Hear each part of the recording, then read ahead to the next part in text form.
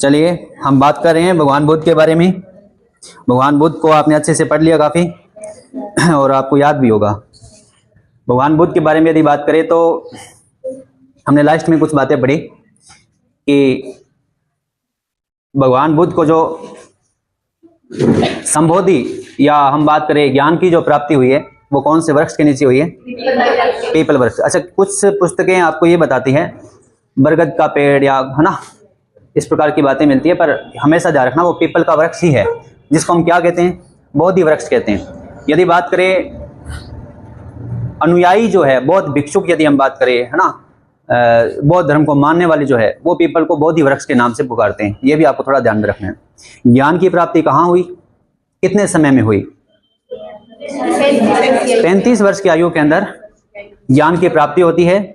और सबसे पहला जो उपदेश दिया जाता है वो सारनाथ के अंदर, हाँ, कौंडिन्य व उनके 4 साथियों को पहला उपदेश दिया जाता है। उनका जो शिष्य था, सबसे प्रिय शिष्य, उनका नाम आनंद था। और आनंद के कहने पर ही क्या हुआ था? महिलाओं को संघ में शामिल किया था। महिलाओं को संघ में शामिल नहीं करना चाहते थे भगवान बुद्ध, क्योंकि उन्होंने बोला था कि जो संघ सदियों तक चलेगा वो शायद 500 वर्ष तक भी न चल पाए, इस प्रकार की बात कही थी। पर कुछ कंडीशन थी, उस वजह से उन्होंने महिलाओं को शामिल किया था, है ना। ये चीज़ आपको ध्यान में रखनी है। यदि आपसे पूछ जाए कि आनंद को निर्वाण की प्राप्ति कब हुई? 80 वर्ष की 80 वर्ष की आयु में मृत्यु होती है ना। किसकी? भगवान बुद्ध की, है ना। वो सिद्धार्थ नहीं है, अब लास्ट में भगवान बुद्ध ही है। सिद्धार्थ बचपन का नाम था उनका। भगवान बुद्ध 80 वर्ष की आयु में उनकी मृत्यु हो जाती है। और उसके बाद हम यदि बात करें तो कहाँ हुई, तो वो कुशीनगर आपको ध्यान में रखना है। जन्म यदि आपसे पूछ जाए तो कहाँ हुआ था? रुमिनदेई, जो वर्तमान में पड़ता है कहाँ? नेपाल में, जिसको लुम्बिनी कहा जाता है ना। ये थोड़ा सा ध्यान में रखना है। यदि पूछ जाए कि सबसे ज्यादा जीवन यापन है ना, तो वो कहाँ हुआ? तो कपिल वस्तु में हुआ। कपिल वस्तु कहाँ है? नेपाल में है। ये थोड़ी चीजें आपको ध्यान में रखनी है। और माता का नाम महामाया भी है। महामाया तो उनकी एक्चुअल माता है, लेकिन मौसी की यदि बात करें तो वो कौन थी? प्रजापति गौतमी थी। ये सारी चीजें पढ़िए। अच्छा, अगर आपने याद किया, बढ़िया से पढ़ा है उसको, तो कोई भी चीज है सिर्फ 2-3 मिनट के अंदर, आपने 2 क्लास लगाई है ना, सिर्फ 2 मिनट का मैटर है, अच्छे से रिवाइज कर सकते हो अगर पढ़ा है तो। अगर ध्यान रहा आपका क्लास के अंदर अच्छे से तो कोई दिक्कत नहीं है। अदरवाइज अगर तुम लगातार पढ़ रहे हो, ध्यान नहीं है तुम्हारा, तो कोई मतलब नहीं बनेगा। ये कुछ चीजें आप थोड़ा सा ध्यान में रखना, बार बार रिविजन करते रहना। लास्ट हमने बात की थी कि कुछ जो उनसे प्रेरित हुए कुछ राजा भी थे, और कौशल के राजा थे, शासक थे, जिनका नाम था प्रसेनजीत। उन्होंने भी एक विहार का निर्माण करवाया था। क्या नाम था? पूर्वाराम। जेतुवन किसने करवाया? अनाथ पिंडक ने। कहां से थे वो? श्रावस्ती।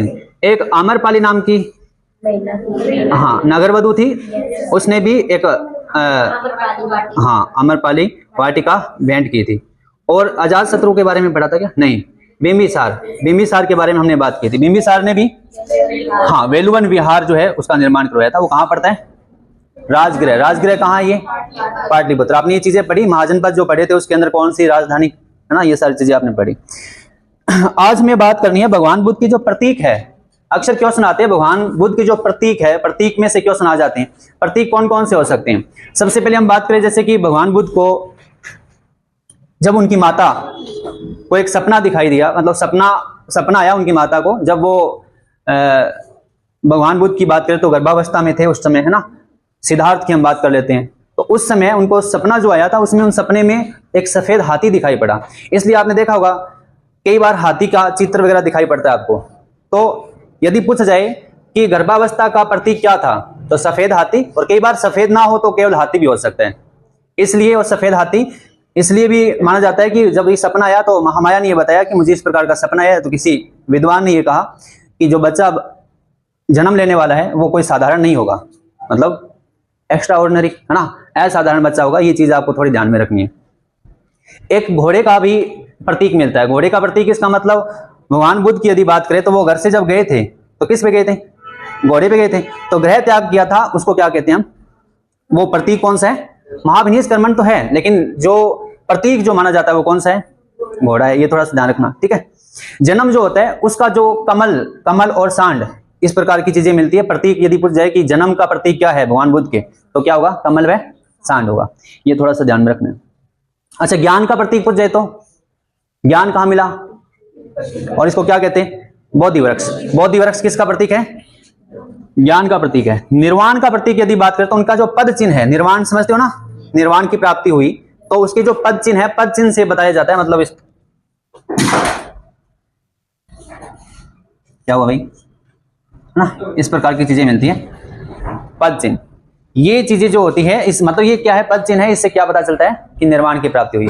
अच्छे हैं वैसे, छोटे नहीं है कि एक बड़ा एक छोटा है, ठीक है। एक स्तूप बताया था मैंने। स्तूप किसका प्रतीक है?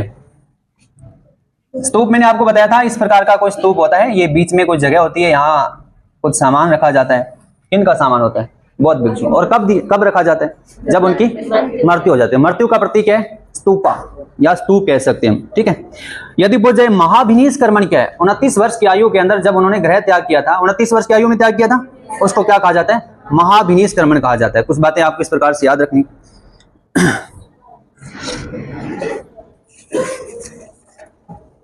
संबोधि यदि आपसे पूछ जाए, संबोधि क्या है? संबोधि एक वर्ड आएगा आपके सामने। संबोधि क्या है? 35 वर्ष की आयु के अंदर क्या प्राप्त हुआ था? किसको? हाँ, सिद्धार्थ भगवान बुद्ध। इसका मतलब 35 वर्ष की आयु में जो ज्ञान प्राप्त हुआ, इसी को क्या कहा जाता है? संबोधि कहा जाता है। ये थोड़ा सा आपको ध्यान में रखना है।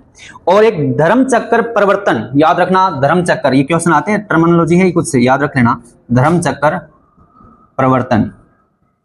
आपको पता है कि सबसे पहले उपदेश जो दिया था सारनाथ में, किसको दिया था? कौंडिन्य व उनके 4 साथियों को। जो पहला उपदेश दिया था या फिर धर्म का जो प्रचार हुआ था, इसी को क्या कहा जाएगा? धर्म चक्कर प्रवर्तन। याद रखना, ये क्वेश्चन आते हैं, ध्यान रखना थोड़ा सा।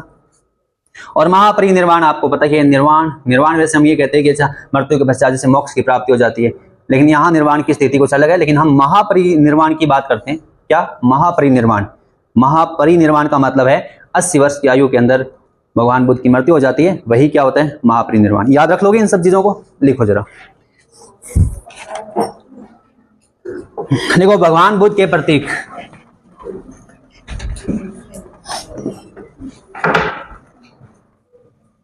सबसे पहले आप लिखना बौद्ध धर्म। नए बच्चे ध्यान रखना भाई, बौद्ध धर्म टॉपिक चल रहा है और कुछ 2 क्लासें रही है इसकी ऑलरेडी। वो क्लासों के जो नोट्स है वो आपको मिल जाएंगे, आप रिसेप्शन पे कांटेक्ट कर लेना थोड़ा, ठीक है। बौद्ध धर्म की बात करें, प्रतीक चिन्ह की बात करेंगे आज हम।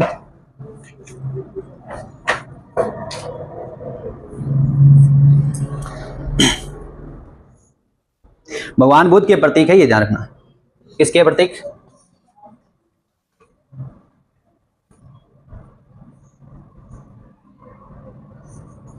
भगवान बुद्ध। पहला पॉइंट लिखना, हाथी या सफेद हाथी। हाथी या सफेद हाथी। सफेद हाथी ये क्या है? भगवान बुद्ध के गर्भस्य होने का प्रतीक है।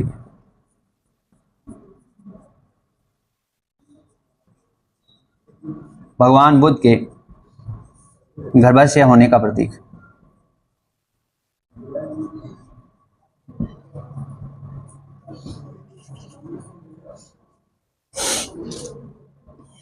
नेक्स्ट ना, सांड या कमल।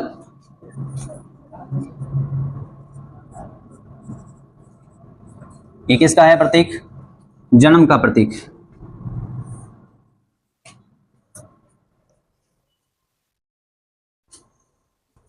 नेक्स्ट है घोड़ा। घोड़ा किसका प्रतीक है? ग्रह त्याग का प्रतीक है। सीधा ये लिखना, ग्रह त्याग का प्रतीक। ग्रह त्याग का प्रतीक। क्या हुआ? बंद कर दूं?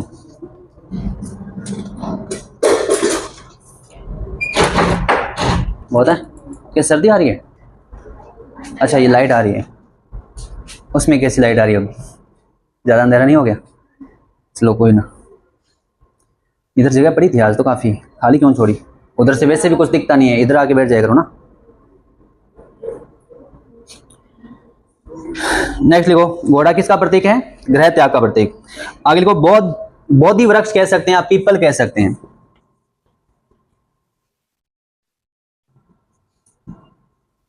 या क्या है? पीपल। यहां क्या प्राप्त हुआ? ज्ञान की प्राप्ति हुई, लिखना। ज्ञान का प्रतीक है ये, ज्ञान का प्रतीक।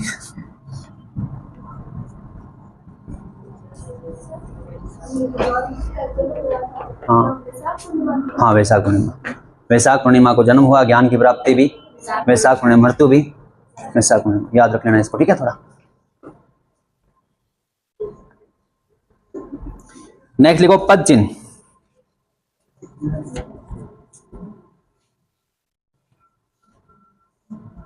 किसका प्रतीक है पद चिन्ह? मतलब निर्वाण, निर्वाण का प्रतीक। तुम इतना मुस्कुरा क्यों रहे हो? भगवान बुद्ध का प्रभाव है क्या आप पे? आज 2 दिन हो गए पढ़ते हुए, क्या पता? बुद्धा, स्माइल। नेक्स्ट लिखो, स्तूप।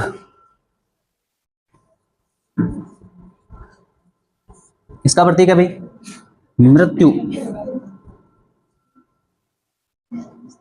मृत्यु का प्रतीक। हे मृत्यु, तैयार अगर तू आने को है, प्रसन्न मुखा। निर्वाण मृत्यु नहीं है यहाँ। हम जो बात करते हैं एक्चुअल में वो वही है, जैसे आप बात करते हो कैसे निर्वाण की प्राप्ति होती है, मृत्यु के पश्चात मोक्ष मिल जाता है। यहाँ वो नहीं है, यहाँ परिनिर्वाण है वो मृत्यु। ये थोड़ा ध्यान रखना, वो कुछ और टर्मिनोलॉजी आपको मिलेगी यहाँ पे, लेकिन स्तूप जो है मृत्यु का ही प्रतीक है। इसलिए क्योंकि जब कभी मैंने आपको बताया था स्तूप जो होते हैं वहां पे जो बौद्ध भिक्षु होते हैं, तो उनके जो सामान होते हैं, जो जितने भी उसके कपड़े वगैरह जो भी है ना, तो हम उनको उनके अंदर रख देते हैं मृत्यु के पश्चात, ये चीजें होती हैं। लेकिन निर्वाण का मतलब यहाँ पे समझना, निर्वाण का मतलब क्या है? शून्य का अनुभव, शून्य की खोज हो जाना, मतलब ये कह सकते हैं ज्ञान की प्राप्ति हो जाना। यहाँ बौद्ध धर्म में निर्वाण का मतलब यही है। जैसे हम कहते हैं कि अच्छा भगवान बुद्ध की मृत्यु हुई, उनके बाद में उनके जो शिष्य था आनंद, उसको निर्वाण की प्राप्ति हुई। क्योंकि पहली जो मतलब आप जो संघ जो था, आपको पता है कि भगवान बुद्ध जो है उस संघ का संचालन वही करते थे शुरुआत के अंदर। क्या नियम है, क्या किस प्रकार की चीजें आगे रहने वाली है, तो एक प्रकार से डायरेक्टर वही थे उनके। लेकिन उसके बाद पता चला कि अब तो वो चले गए, अब उनका कौन ध्यान रखेगा, संघ को कौन चलाएगा। तो सभी लोगों ने इकट्ठा होकर के वहां पे इस प्रकार की वार्ता की, तो पता चला कि बाकी लोगों को निर्वाण की प्राप्ति हो चुकी थी जो कि उस संघ में शामिल थे। लेकिन एक व्यक्ति जो जिसको निर्वाण की प्राप्ति नहीं हुई, उसका नाम क्या था? आनंद था। लेकिन आनंद जो है वो काफी प्रिय था, काफी जानता था भगवान बुद्ध के बारे में, इसलिए माना जा सकता है कि उन्होंने बोला, डिस्कशन किया कि अच्छा उनको शामिल कर लेना चाहिए। हमारी बात समझ में? तो उसके मतलब जैसे वो संबोधित कर रहा था लोगों को इस प्रकार से, जिसकी हम बात करें आनंद की, तो उस दौरान उनको निर्वाण की प्राप्ति हुई। इसका मतलब मृत्यु नहीं हुई। निर्वाण का मतलब क्या हुआ? उनको ज्ञान की प्राप्ति हो गई, ये ध्यान रखना। ज्ञान की प्राप्ति होने का मतलब उनको पता चल गया कि वास्तव में सत्य क्या है यहाँ पे, है ना। शून्य की खोज कर ली उन्होंने, ये कह सकते हैं। शून्य की खोज वो नहीं है, समाधि ले लेना, मतलब ये कह सकते हैं पूरा मेडिटेशन हो जाना एक प्रकार से, वो क्या है? हम ये कह सकते हैं वो निर्वाण है। निर्वाण की प्राप्ति हुई, उसके बाद तो ये दुनियादारी है, इससे मतलब आपका मोह भंग हो जाएगा, ये आपके लिए कोई मायने नहीं रखता। आपको पता है कि ये कुछ भी नहीं है, वास्तव में सत्य कुछ और है। हम जो जिसके पीछे जो भाग रहे हैं वो गलत है, ये पता रहेगा। एक वक्त आएगा तुम्हें पता चलेगा, ठीक है। तो निर्वाण का मतलब समझ लेना क्या है, पद चिन्ह। नेक्स्ट लिखो जरा, महाभिनिष कर्मण। यहां लिख रहा हूं, आप इसके आगे लिख लेना, महाभिनिष कर्मण। ये महाभिनिष कर्मण क्या है? 29 वर्ष की आयु में जब भगवान बुद्ध ने ग्रह त्याग किया था, वो क्या था? महाभिनिष कर्मण। लिखो, इसके आगे लिख लेना। हाँ, प्रतीक चिन्ह है, इधर लिखना, इसके आगे लिखना है आपको। वैसे आप जो लिख रहे हो ना, इसके ठीक नीचे लिख लेना, महाभिनिष कर्मण के आगे लिखना 29 वर्ष की आयु में।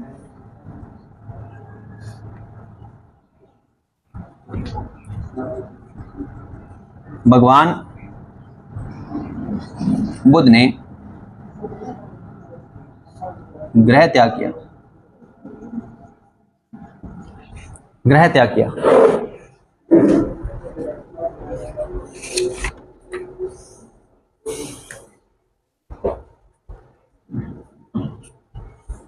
नेक्स्ट लिखो, संबोधि।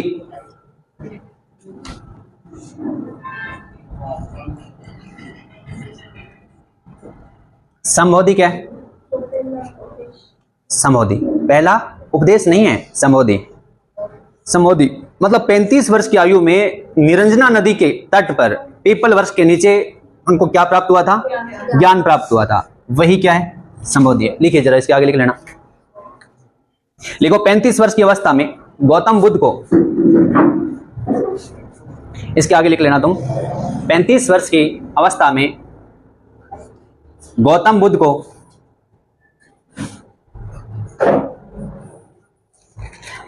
35 वर्ष की अवस्था में गौतम बुद्ध को निरंजना नदी, याद रखना, निरंजना नदी के तट पर, निरंजना नदी के तट पर पीपल वृक्ष के नीचे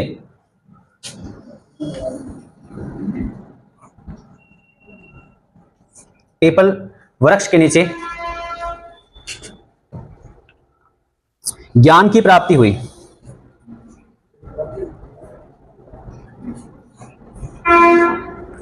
पीपल वृक्ष के नीचे ज्ञान की प्राप्ति हुई।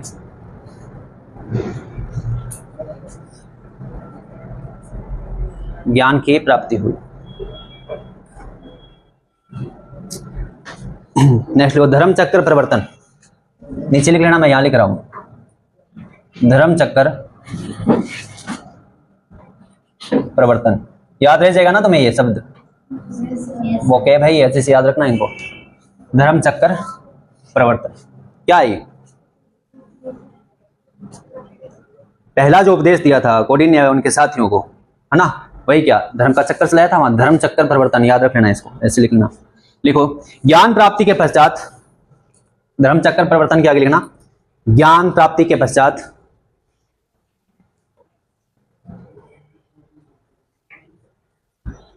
ज्ञान प्राप्ति के पश्चात भगवान बुद्ध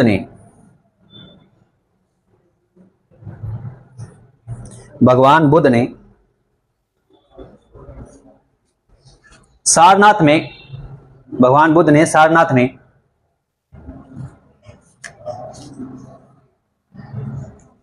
कौंडिन्य व उनके साथियों,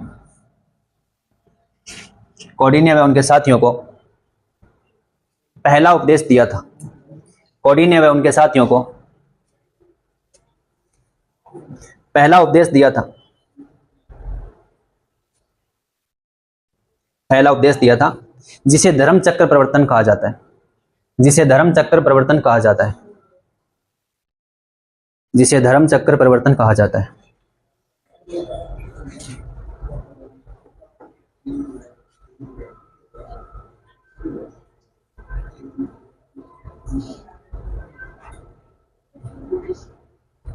नेक्स्ट लिखो महापरिनिर्वाण। लास्ट है ये महापरिनिर्वाण।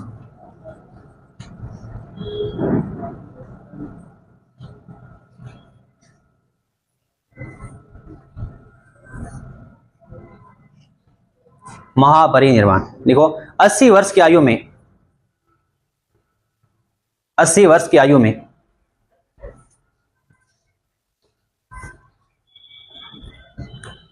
भगवान बुद्ध की, 80 वर्ष की आयु में भगवान बुद्ध की कुशीनगर में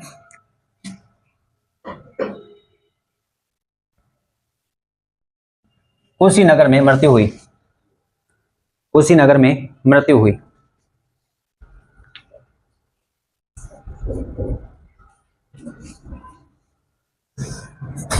अब हम बात करेंगे भगवान बुद्ध की शिक्षाओं की।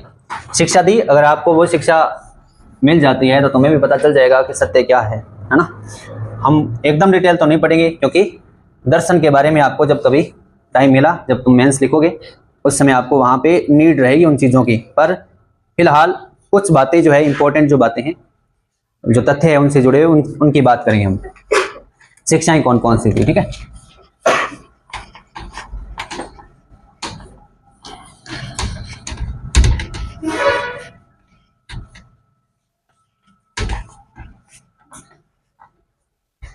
देखो भगवान बुद्ध की शिक्षाएं, हेडिंग लगाना।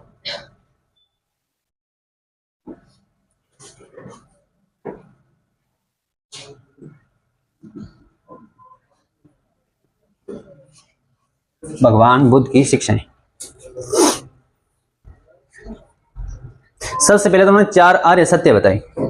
पहला पॉइंट हम लिखेंगे क्या? 4 आर्य सत्य क्या था?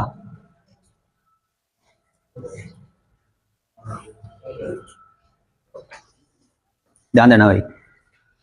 भगवान बुद्ध लोगों में जाकर के उन्होंने बोला कि आज मुझे एक नई चीज मिली है, किसी नई चीज का ज्ञान हुआ है मुझे आज। सामने से आंसर आया, क्वेश्चन आया कि कैसे? तो बोला दुख, मुझे आज पता चला है दुख क्या होता है। आपको पता है क्या दुख? देखें आपने, मतलब सबसे पहली चीज है दुख। दुखी रहता है संसार वैसे भी। तो उन्होंने बोला कि ये क्या बात हो, ये तो हमें भी मालूम है दुख, है ना। दुख का मतलब हम बचपन से जानते हैं, कभी पापा पीट देते थे, कभी माँ, है ना, कभी स्कूल में पिटाई हो जाती थी, स्कूल का दुख होता था, होमवर्क का दुख होता था, कोचिंग में अगर सिलेक्शन ना होता है तो उसका दुख होता है, कभी टेस्ट में नंबर कम आ जाए तो उसका दुख होता है। कईयों को दुख होता ही नहीं है, कईयों को दुख इस बात का होता है कि पूरी रात मैंने पढ़ा, नींद नहीं ली, इस चीज का भी दुख है ना। दुख बहुत सारे, अपने अपने दुख है सभी के। तो भगवान बुद्ध ने बोला, मुस्कुराए पहले तो, है ना, कि जो तुम कह रहे हो ना दुख, वो दुख नहीं है। मतलब दुख का मतलब यहाँ पे बहुत गहराई है दुख की, और हर कोई उस दुख को समझ नहीं सकता उस दुख का मतलब क्या है। पहला तो क्या बताया उन्होंने? 4 आर्य सत्यों में पहला तो क्या बताया? दुख बताया। दूसरा बताया दुख का कारण। तब सामने से क्वेश्चन आया कि हाँ, रिप्लाई दिया सामने से कि बढ़िया, ये बात सही है, दुख का कारण जो है, ये मुद्दे की बात है, इस पे बात करते हैं, दुख का कारण क्या होता है। तो दूसरा क्या बताया? दुख का कारण। पहला आर्य सत्य क्या था? दुख। दूसरा दुख का कारण। तीसरा जो था, उन्होंने बोला कि जो दुख का कारण है उस कारण का जो निवारण है, निवारण तो होना चाहिए, दुख के कारण का निवारण। अभी तुम मन ही मन सोच रहे होंगे कि ऐसा दुख के कारण जो भी है उसका निवारण भी बताएंगे सर, तो हमारे सारे दुख दूर हो जाएंगे। होंगे दुख, है ना, उसके लिए तुम्हें कठिन क्या करनी होगी? तपस्या, और बीच में भंग भी नहीं करनी, लगातार पढ़ना है आपको। तो ये तीसरी चीज थी क्या? पहला क्या? दुख। दूसरा दुख का कारण। तीसरा दुख के कारण का निवारण। चौथा जो सत्य था वो बताया कि दुख के कारण का जो निवारण है उसका मार्ग क्या है, मार्ग क्या होना चाहिए, वो मार्ग भी बताया। वो मार्ग भी पढ़ेंगे हम। सबसे पहले तो अगर आपसे पूछा जाए कि दुख का कारण क्या है, तो दुख का कारण है अज्ञान, अविद्या। जो व्यक्ति अज्ञानी है वो क्या होगा? दुखी होगा। जिस व्यक्ति को ज्ञान प्राप्त हो जाए वो कभी दुखी हो ही नहीं सकता, इसका मतलब, है ना। ये आपको थोड़ा ध्यान में रखना है। तो दुख दूर करने के लिए क्या करना है तुम्हें? ज्ञान। और ज्ञान की प्राप्ति के लिए क्या क्या करना पड़ेगा, इस प्रकार की चीजें रहेगी, वो आगे हम बात करेंगे। दुख होता है उसका कोई ना कोई कारण होता है, ऐसे तो होता नहीं है, कोई ना कोई कारण होगा। कार्य कारण का सिद्धांत दिया था, उसके बाद हम आगे बात करेंगे। तो दुख का मतलब कोई ना कोई कारण होगा, लेकिन उसका निवारण भी है। निवारण के लिए अष्टांग मार्ग बताए उन्होंने, 8 मार्ग, उनके ऊपर आपको चलना होगा और आपके दुख दूर हो जाएंगे फिर। ठीक है, सबसे पहले हम बात करेंगे 4 आर्य सत्य। पहला क्या है? दुख। दूसरा दुख का कारण। और तीसरा दुख के कारण का निवारण। निवारण है लेकिन उसका मार्ग भी होना चाहिए। तो चौथा क्या है? दुख निवारण का मार्ग। ये चारों चीजें लिख लेना।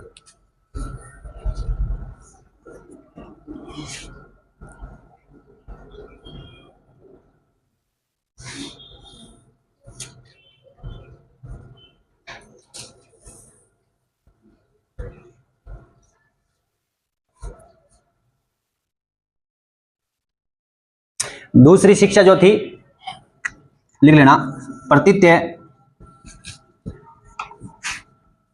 समुत्पाद। प्रतीत्य समुत्पाद, ये दूसरी शिक्षा थी, याद रखना इसको। प्रतीत्य समुत्पाद।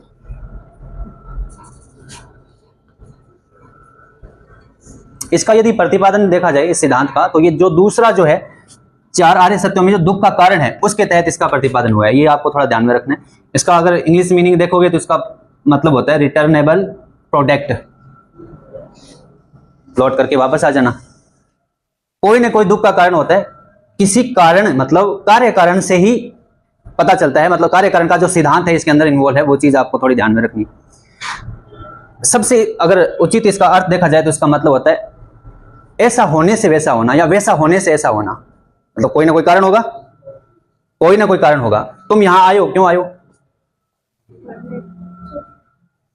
वैसा होगा तो ऐसा हुआ। मैं पढ़ा रहा हूं, क्यों? कोई तो कारण होगा। हर एक चीज के पीछे कोई ना कोई कारण है।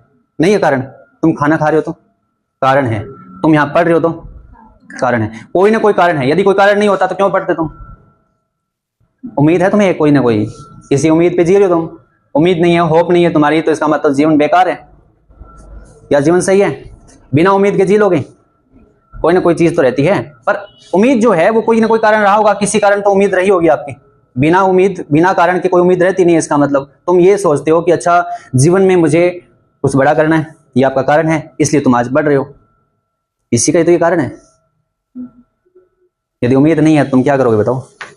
यदि तुम्हें बोल दिया जाए कि कोई भर्ती नहीं है, भर्ती आएगी नहीं, प्राइवेट नौकरी करनी है, तो नहीं पढ़ोगे? तो भी पढ़ोगे? प्राइवेट नौकरी के लिए पढ़ना है, वेरी गुड, शाबाश। ज्ञान की होनी चाहिए, वेरी गुड, ये अच्छी बात है ना। आपको एक मध्य मार्ग तो निकालना है, पर सबसे जरूरी बात यह है कि मुझे ऐसा लगता है, जहां तक मैंने अनुभव किया है, तो मुझे ऐसा फील होता है कि ये मूर्खता है कि तुम सिर्फ जॉब पाने के लिए पढ़ रहे हो। और इससे ज्यादा मूर्खता यह है कि सिलेबस में उन लोगों ने वो चीजें डाल दी जो कि हमारे कम काम की चीजें हैं। अच्छी चीजें बहुत कम है, हमारे काम की चीजें होनी चाहिए वैसे, है ना। और हमें किस मार्ग पे चलना है, कौन कौन सी बातें उनका ध्यान रखना है, वो सारी चीजें तो कम है, लेकिन फिर भी बढ़ना तो पड़ता है। इतिहास तो अच्छा ही है, इतिहास से तुम्हें सीखने को मिलता है। पूर्वजों ने क्या गलतियां की थी, उन गलतियों को तुम न दोहराओ, तो इतिहास है ये। बंद कर दो ना, पानी बाहर आ गया? अरे वाह, ध्यान रखना, तैर मत लेना।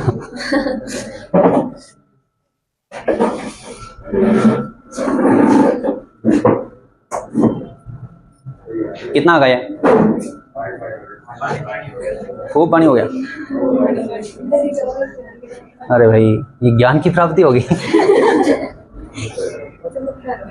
चमत्कार है ये, हाँ। किसने बोला? इधर तो नहीं थे, समानुपात के बारे में हम बात कर रहे थे। इसका मतलब यह है कि कोई ना कोई कार्य कारण का सिद्धांत इसमें दिखाई पड़ता है। कोई भी चीज होती है उसके कोई ना कोई कारण होता है। और यदि इसकी बात करें, इसका जो प्रतिपादन हुआ है वो किसके तहत हुआ है?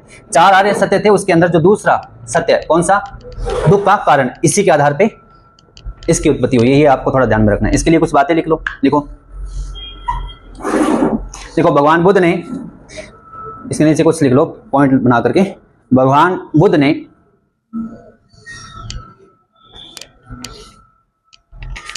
बुद्ध ने दूसरे आर्य सत्य के तहत, भगवान बुद्ध ने दूसरे आर्य सत्य के तहत इसका प्रतिपादन किया।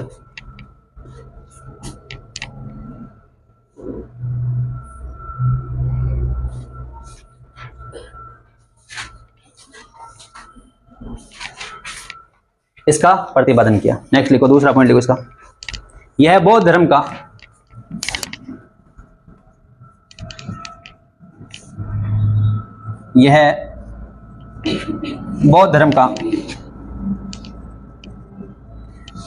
कार्य कारण, बौद्ध धर्म का कार्य कारण, या फिर कई बार कारणता भी बोल देते हैं, कार्य कारण सिद्धांत है। लिख लो, यह बौद्ध धर्म का कार्य कारण सिद्धांत है। कार्य कारण है, बताइए, कार्य कारण का सिद्धांत है।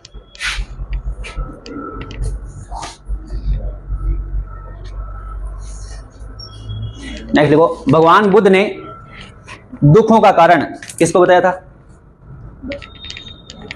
अज्ञान, अविद्या, है ना। लिखो, भगवान बुद्ध ने दुखों का कारण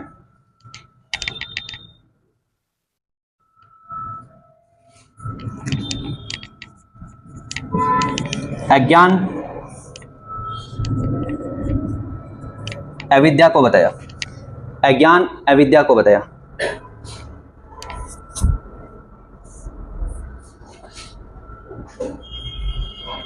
नेक्स्ट देखो, इसे द्वादश निदान चक्कर भी कहा जाता है। आगे पढ़ेंगे हम इसको। इसे द्वादश निदान चक्कर भी कहा जाता है। इसे द्वादश निदान चक्कर भी कहा जाता है।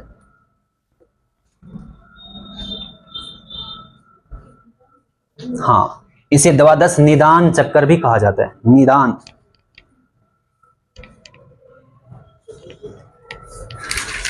नेक्स्ट देखो, इसका शाब्दिक अर्थ क्या है। देखो, इसका शाब्दिक अर्थ है, इसका शाब्दिक अर्थ है ऐसा होने पर वैसा होना। ऐसा होने पर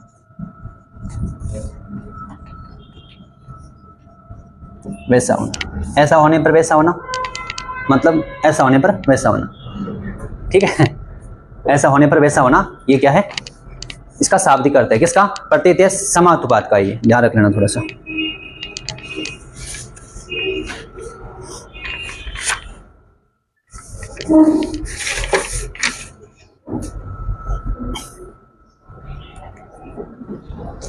नेक्स्ट देखो, अष्टांगिक मार्ग। उसके बाद की जो शिक्षा है वो कौन सी है? अष्टांगिक मार्ग।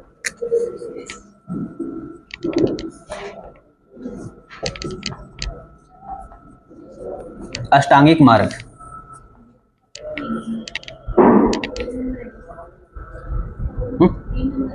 नंबर मत लगाओ ना, सीधे कर लो। 3 नंबर क्या वैसे, 3 नंबर लगाना चाहो लगा लो, कोई दिक्कत नहीं। ये शिक्षाएं हैं, कौन कौन सी शिक्षाएं हैं? आर्य सत्य तो केवल कितने थे? 4 थे। ऐसे मत समझना कि अच्छा उनके कोई भाग होंगे, कुछ अलग शिक्षाएं हैं। अष्टांगिक मार्ग है, लिखो।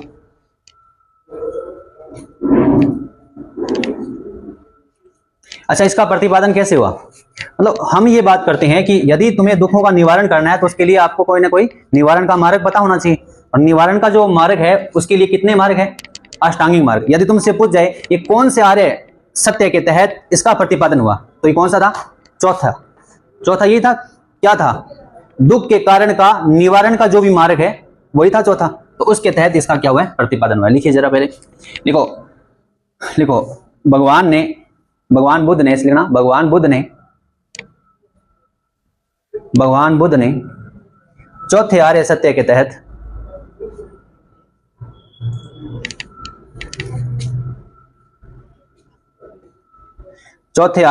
तहत इसका प्रतिपादन किया। चौथे आर्य सत्य के तहत इसका प्रतिपादन किया।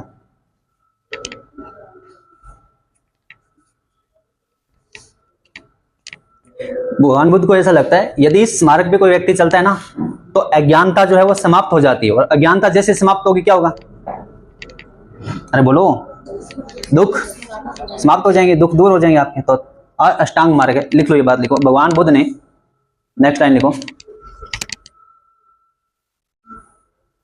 भगवान बुद्ध के अनुसार, इसलिए भगवान बुद्ध के अनुसार इसका पालन किया जाए तो अज्ञान, व्यक्ति का अज्ञान समाप्त हो जाता है। पालन किया जाए तो व्यक्ति का अज्ञान समाप्त हो जाता है।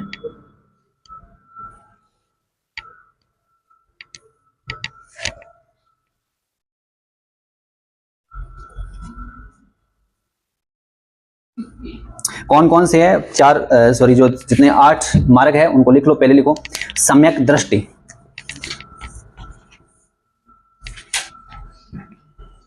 सम्यक दृष्टि। दूसरा सम्यक संकल्प।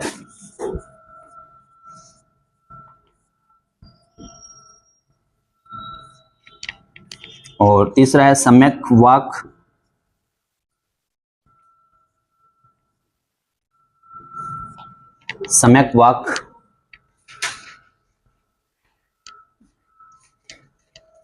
चौथा सम्यक कर्मंती।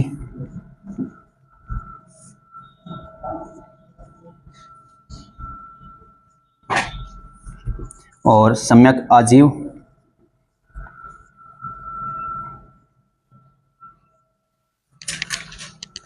सम्यक आजीव, उसके बाद में सम्यक व्यायाम, छठा आपका।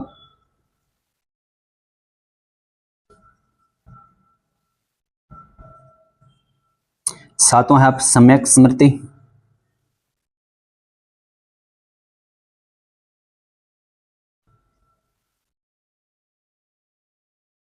और आपका सम्यक समाधि।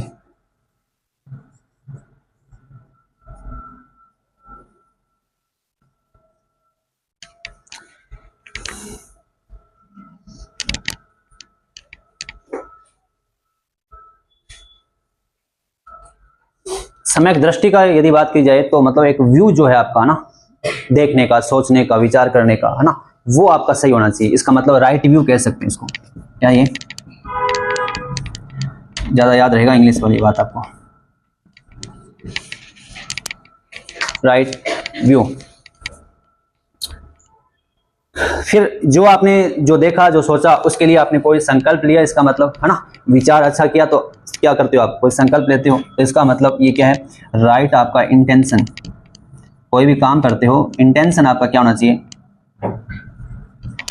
इंटेंशन आपका ठीक होना चाहिए। स्पेलिंग से लिखूं क्या,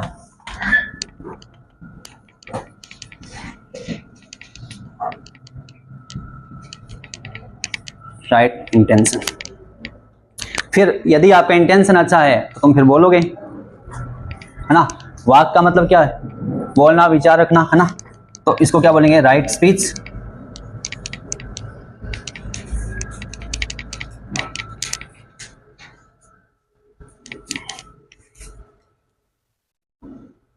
उसके बाद में जो भी आप कर्म करोगे वो भी ठीक होगा, कर्मंती, राइट जो आपने बोला है उसके हिसाब से काम करोगे तुम। राइट कर्मंती मतलब राइट एक्शन कह सकते हो आप, है ना। सम्यक कर्मंती का मतलब राइट एक्शन।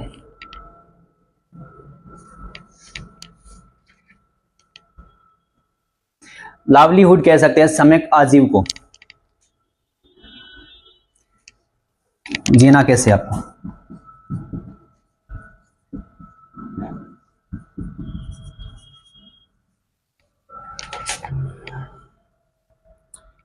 व्यायाम आपको पता है क्या होता है, क्या करते हो, एक्सरसाइज करते हो, अभ्यास करना, एफर्ट लगाना, ये चीज आपको ध्यान में रखनी है। राइट क्या करना, एफर्ट लगाना।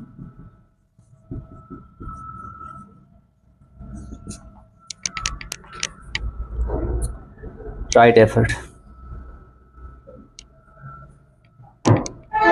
बार बार अभ्यास करने से चीजें अच्छी हो जाती है, ध्यान रखना। एकमात्र आपके पास हथियार है, कुछ भी नहीं है आपके पास, लेकिन एक चीज है, बार बार अभ्यास कीजिए। दिमाग कम ज्यादा कुछ नहीं होता, ध्यान रखना। तुम्हारा दिमाग कम है या ज्यादा है कोई फर्क नहीं पड़ता, यदि अभ्यास तुम लगातार कर रहे हो तो बढ़िया है ना। इसीलिए बोला जाता है कि एक चीज को तुम बार बार पढ़ते हो तो चीजें आपके फेवर में रहती है। वही अगर तुम कोशिश करते हो कि एक बार पढ़ लिया उसके बाद में उसको कभी देखा ही नहीं, तो वो आपके कभी काम नहीं आएगी। इस चीज को आपको ध्यान में रखना है। और कोई भी बुक है, किसी भी चीज की अगर हम बात करें, कोई भी सब्जेक्ट आपका है, तो उस बुक को, एक ही बुक खरीदो उस सब्जेक्ट की। ऐसे नहीं कि ढेरों बुक खरीदनी पड़ी, एक भी नहीं। इसलिए वो एक कोट मिलता है कि मुझे तुम्हारी हजारों बुक से डर नहीं लगता, मुझे तुम्हारी उस एक बुक से डर लगता है जिसको तुमने 1000 बार पढ़ा है। सही बात है। तो 1000 किताबें किस काम की, लेकिन एक किताब है जिसको आपने 1000 बार पढ़ चुके हो, तो वो अच्छी चीज है। थोड़ा इसका ध्यान रखना। सम्यक स्मृति का मतलब क्या है, याद रखना, माइंडफुलनेस, राइट माइंडफुलनेस कर लेना इसको।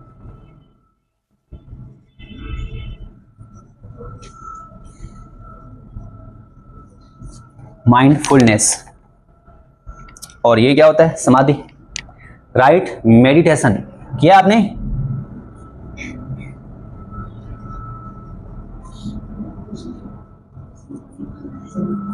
मेडिटेशन करते हो, नहीं करते, करना चाहिए तुम्हें। नींद आ जाती है, वाह, तो तुम नींद रहते हो, मेडिटेशन थोड़ी करते हो।